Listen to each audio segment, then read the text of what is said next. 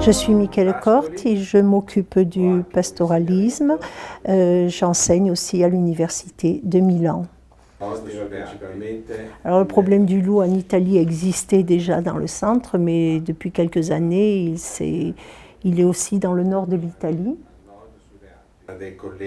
Les dernières 4 années, avec des collègues de Turin, ils ont analysé tous les dégâts provoqués par les... Alors en Piémont, les dégâts concernent particulièrement les éleveurs de brebis, mais ils ont constaté maintenant que ça touchait aussi les bovins. Donc l'été, les vaches sont en alpage et elles ont des veaux, bien sûr. Et depuis la présence du loup, ils ont dû modifier leur mode d'élevage en alpage. Oui, puisqu'elles veulent en été. Alors les vaches qui veulent en été ne peuvent plus aller en montagne. Voilà, donc ce qui entraîne des frais parce qu'il faut double personnel, enfin tout en double. Une partie qui reste, une partie qui part. Donc les petits élevages aussi de chèvres et de moutons ont dû changer aussi. Les petits troupeaux ont dû être regroupés et il faut les surveiller en permanence. Donc les petits alpages ont été abandonnés. Le berger qui devait surveiller son petit troupeau une fois comme ça en montagne, ben maintenant il doit le surveiller en permanence. Alors pour les petites exploitations où il y a juste 1 ou 2 personnes, et bien maintenant c'est difficile parce que avant ils pouvaient faire les deux, garder, faire le foin et s'occuper de l'exploitation. Maintenant ils ne peuvent plus, donc ils doivent, ça leur fait des frais supplémentaires et ils doivent acheter. Ils ne peuvent plus faire leur herbe et garder. Ça a aussi une incidence sur la production parce qu'avant ils pouvaient paître jour et nuit, tandis que maintenant le soir ils doivent rentrer chaque fois, donc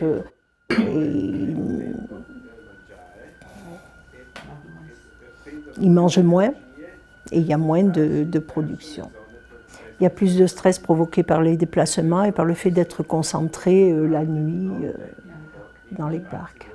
Pour les bergers, il y a un travail supplémentaire pour s'occuper des chiens, pour les alimenter, pour déplacer les brebis.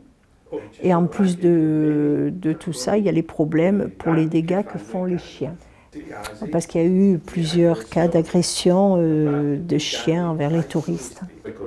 Oui, du coup, ça a une incidence sur sa vie privée parce qu'il est beaucoup plus stressé, il a beaucoup plus de travail, il a moins de temps à consacrer à sa famille, à ses amis.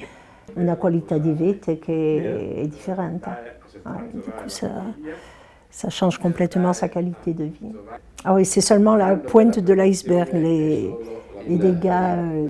Ce qu'il faut considérer aussi, c'est que bon, il y a la division des troupeaux, le maintien des chiens, le fait de devoir faire des enceintes, tout ça, c'est les coûts supplémentaires. Le rendement est inférieur, le gain est inférieur, mais par contre le coût a augmenté. Leur étude démontre bien que la situation est identique, ce qui s'est passé en France se passe au Piémont. Donc le résultat de leur étude, c'est bien que les problèmes sont les mêmes en France et en Italie, et que le loup, malheureusement, maintenant, il arrive à contourner les problèmes, que ce soit les enclos, que ce soit les chiens, que ce soit tout ce qui est mis en place, il arrive à contourner. Ils ont constaté que bon, sur 5 années d'études, petit à petit, les attaques augmentent même à l'intérieur des enceintes, des enclos. Même dans le cas où il y a le chien qui défend, à toutes les heures. Et dans toutes les conditions. Dans la journée, quand il fait mauvais, quand il pleut, quand il y a du brouillard, c'est plus... Et beaucoup d'attaques ont lieu même en plein jour et même quand il fait beau. Et beaucoup de témoignages, beaucoup de déclarations disent que le berger était présent. Oui, le loup a beaucoup moins peur de l'homme. Et malgré la présence du berger, il attaque. Les loups apprennent rapidement comment attaquer même s'il y a des défenses. Ils apprennent vite. Ils trouvent toujours le chemin pour arriver sur leur proie.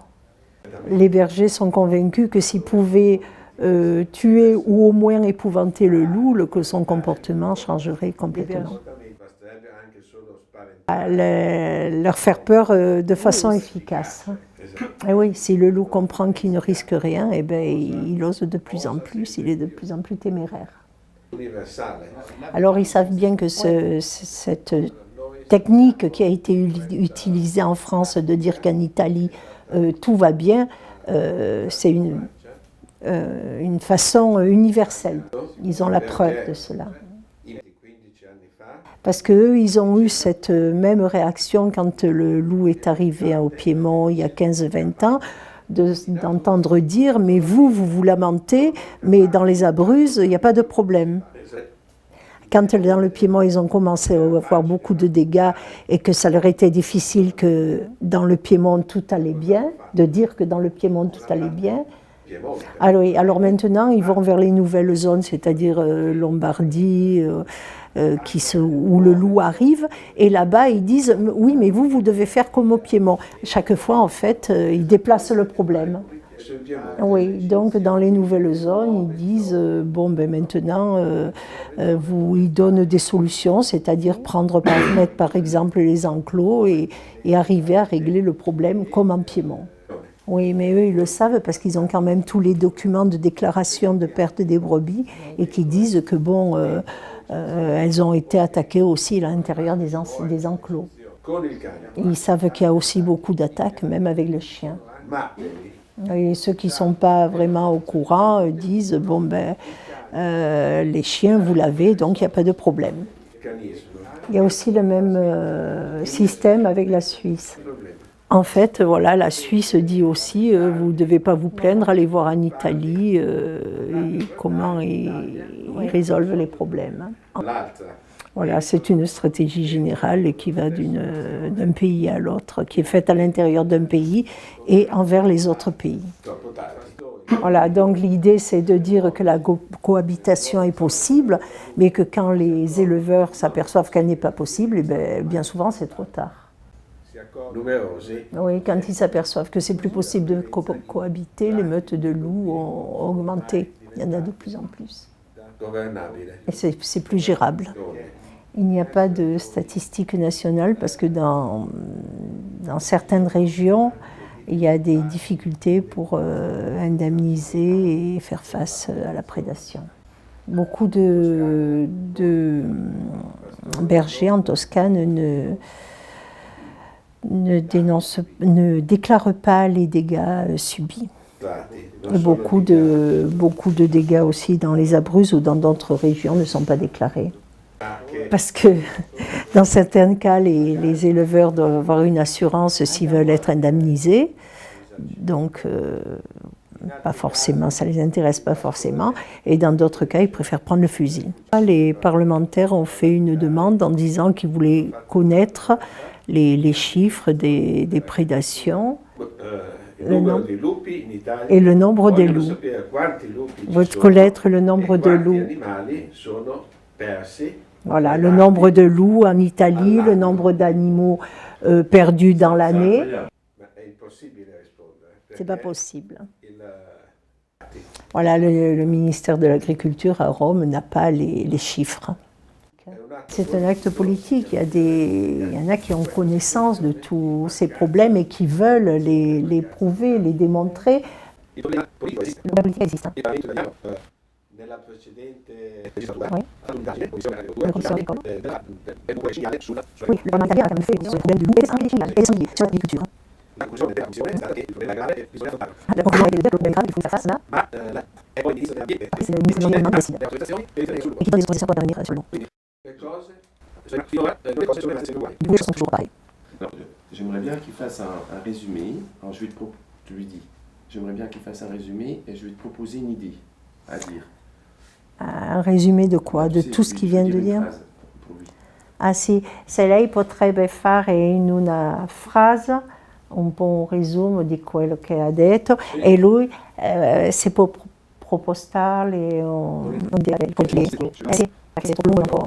Et puis, en Italie, on n'a pas de chiffre officiel de datation. Mais c'est ce qu'on a eu. Mais c'est volontaire, c'est pas politique.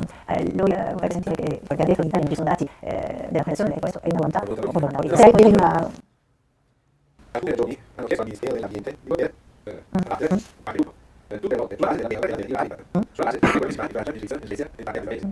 Ogni volta che una regione sì, io faccio perché è troppo soltanto in una sì. Poi si può dire che in Italia non ci sono dati ufficiali, poi è una volontà politica e vergognosa. Si può dire soltanto così. Alors certains lupologues ont fait des publications en disant que le nombre de loups était estimé environ à 2000. En Italie, tutta l'Italie. Des milliers d'animaux qui sont morts. però non è ufficiale. C'est un chiffre réaliste mais qui n'est pas officiel. On sait qu'en Italie, il y a au moins 2000 loups et plutôt 3000. È sicuro che le predazioni sono parecchie migliaia, però Et c'est sûr qu'il y a plusieurs milliers de prédations. però dal momento Oui, à partir du moment où tout n'est pas déclaré, on ne peut pas avoir toutes les informations. ogni Ils ne pensent pas que les prédations en Italie soient inférieures aux françaises.